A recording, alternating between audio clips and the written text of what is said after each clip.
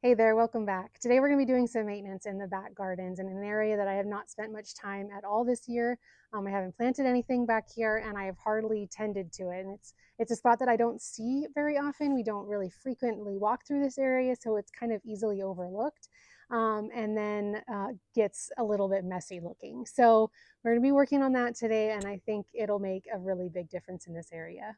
So we're just right here at our carport, and you can see on this path, we have worked here a little bit, just cutting some things back, primarily the hardy geraniums and things like that. But there's definitely a little bit more cleanup here that I can do, taking the hardy geraniums back a little bit further, removing these big bulky stalks and stuff, cleaning that up, cleaning up some of the ladies' mantle, and kind of up through here. I think I am going to take after this spirea today. There's a little bit of color left in there, but I think I'd like to really just trim it back, kind of put it back in its space, because as you can see, it's coming quite a bit over the pathway here and leaning out really far onto other plants in the front. So I think that'll definitely be something that needs to be done. But then coming back here, as you can see, I have some mountain bluette that needs to be cut back. And then I have a wild growing maple tree that needs to be addressed. There was a seedling here that grew up to be pretty tall, and we have our water tank back here, and my husband decided he wanted to cut the tree down, but unfortunately we didn't treat the stump, so it has been sending out suckers all season long, and as you can see, they're quite wild, and they're really encroaching on the weigela here, so I want to get those taken care of. And then I also have a ton of blackberry vines that we'll be cutting out from back there, that I'll show you in a second. But we have a nepeta that we need to cut back. I have some daisies that are splaying out. I want to take off all of the spent blooms off of this heuchera. There's a lot of heuchera under here, but they all have, there's spent bloom stalks on those, and that makes them look kind of messy. So as you can see, another hardy geranium that needs to be cut back. Lots of hardy geranium underneath the weigela. And like, here's an example. I just have blackberry vines coming up through this bed everywhere. Here's a wild carrot that I need to pull out. And then this area over here that's like the most neglected, most forgotten space in my garden. And I need to tend to it. I need to clean it up. I need to get out all of the blackberry vines, and I need to cut these perennials back, just get it cleaned up a little bit, because I can't forget these little spaces, that I once spent enough time caring about to plant in, and I need to tend to them, because they are part of my garden too. So I have quite a few different pieces of equipment that I have over here, kind of ready to help with the process. So you can see, obviously, a kangaroo pop-up bag. I have a rake. I also have my weed whacker to go after the blackberry vines on the other side of the fence. I don't know if it'll help really take care of the job, because I don't have a blade on it. I only have string, so I don't know how well that'll work. But if it doesn't, then I'll just use this tool. This is a Makita power tool that is good for hedging, but it can also do pretty well at vines and stuff. And if not, then I just have some pruners there, and then I have my thick Felco gloves that are great for grabbing onto the blackberry vines and just yanking. So that'll be really helpful, obviously, to not get slivers. So I'm just going to set up the camera, and I'm going to try to just document the kind of transformation of this space as best as I can. And then, of course, I'll walk you through in the end. So remember how terrible it looks right now, because hopefully by the end of this project, it will look much better.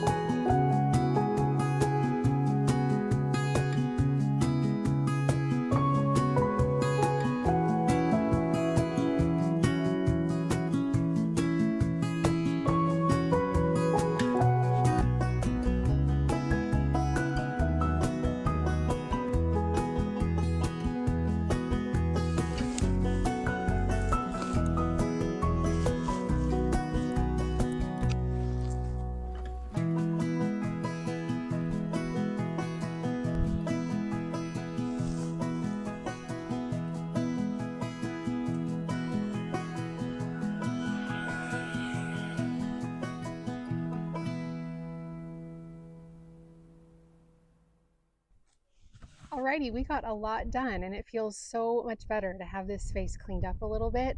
It looks a little more sparse, but it looks clean and tidy, and I just feel good for giving this space some attention because it really, really needed it. So I'm just going to walk you through and just kind of show you the things that I did, and hopefully you can remember from basically a few minutes ago how messy it looked before, so you can get a good idea of the before and after.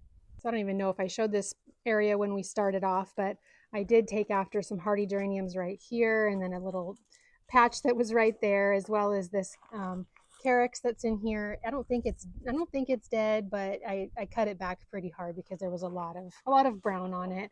And then gave this area a good watering. It was really, really parched, and I can already see it's just amazing how quickly these plants respond. But this lungwort and this one right here are already perked up and looking a lot happier from that drink of water. So coming over here, again, just pretty much every time I'm working on anything, I'm cutting back these hardy geranium as well as the lady's mantle because those had some spent blooms on them that I hadn't dealt with yet.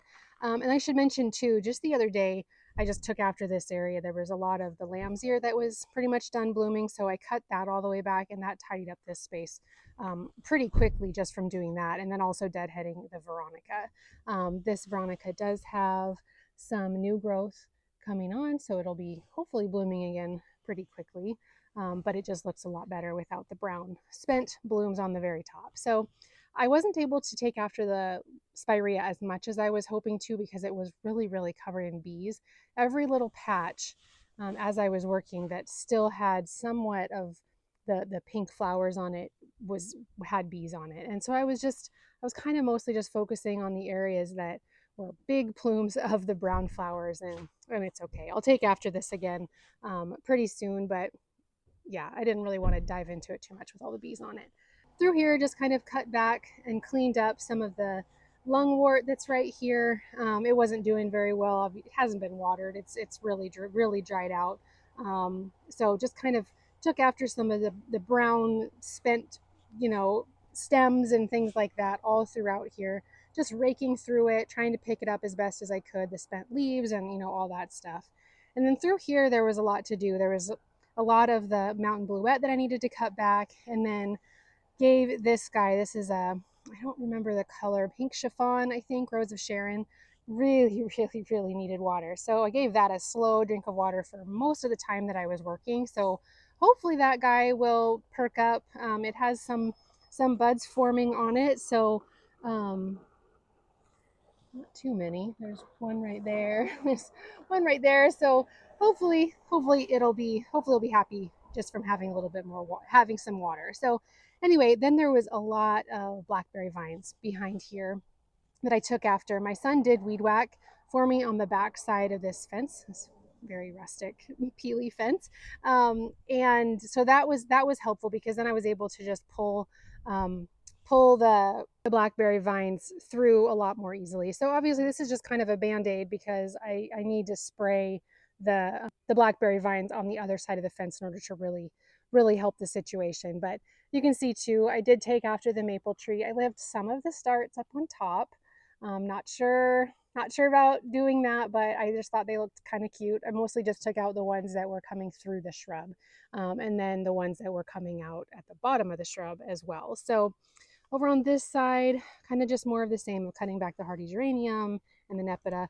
Obviously, this is why this area has not been getting watered, because this is one of the spots you see, like right here, puppy just bit out the drip emitters, bit it through right here, it through right there. So I just kind of left this up so I would remember to come and deal with that. So over here, again, more cutting back of the hardy geraniums. This area looks so thinned out now because this area was so dense with hardy geraniums, and there was some columbine in through there. There was a lot of the maple tree growing out really, really low. And then there was also a lot of the blackberry vines. So once I cut that back, it's amazing how much room there is under there. So looks, I hope you can tell with the lighting, but it looks a lot tidier. And then we can also see this beautyberry now a lot better. And it's just loaded with the berries that very, very soon will be starting to do their purple show. And that'll be nice to be able to see this as it stands out a lot more now that it's not surrounded by other greenery. So right here, this is a combination of a carex and a hardy geranium that seeded itself in it. So just cut back the hardy geranium as best as I could. This definitely doesn't look amazing, but it looks, I think, better than it did. It looks tended to, at least. So I'm glad about that. And then it was nice being up here and being able to smell this beautiful honeysuckle as it's blooming while I was working. So over on this side, also cleaned out underneath the viburnum, especially working on the heuchera right here, taking up the spent stems on those. That looks, I think, a lot better. In my opinion, those once they're done blooming, I think that they start to look kind of messy. So I also took after some of the branches on here. These ones will still kind of swap you if you're walking through this path, but I did take after a few of them just to cut them back a little bit to give us a little bit more space coming through. Down here, I didn't do too much because I'd already done a spirea. I did cut back this nepeta that was right here and then kind of just cleaned up the edge along this area. And then we're coming back right here to this side of the spirea that looks like it got a little bit more of the blooms cut off of it. So hope you can see as I pull back here, probably not with the shadows in there, but this area just, it looks a lot more cleaned up. And like I said, that makes me happy just to tend to a space that's otherwise been quite neglected over the entire season so far.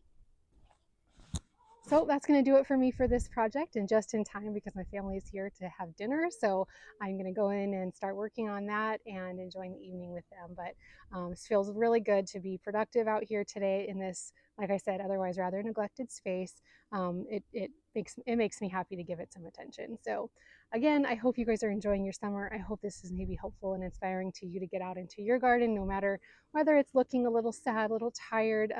Just giving it some attention can feel really good. So hopefully this was inspiring to you to do the same. And I thank you for watching this video and hanging out with me while I did this project, and we'll see you in the next video. Bye.